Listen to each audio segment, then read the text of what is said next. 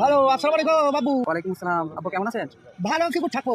তুমি যা শুরু করলে এটা ভালো থাকা না, কি করে ভালো থাকবো? তুমি ভালো রেখে দাও, আমি দাঁত কিনে আলা।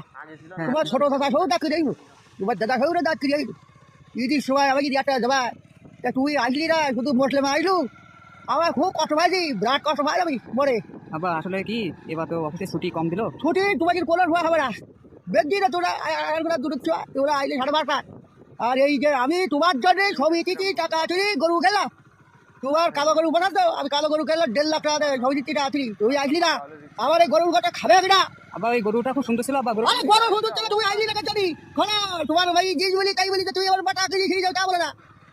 তুমি বলে খুব বলে বেশি বেশি করছিলে, তোমার ধাত করে আইলো হাতে, তুমি আইলি না কেন? আব্বা আসলে কি তুমি আমার গরুর দাম দেবো, তোমার দাম না তুমি দেবো, তুমি আমার দাম হিসাব পাইছি। তোমার শাড়ি লাইন দিতে গোস্তা বুঝে গেলে গোস্তের দাম দেয়, গরুর দাম দেখে তুমি বাড়ি যাবা। তোমার দাম না তুই দেবো, তুমি তোমার হিসাবে তোমার কিন্তু কমায়।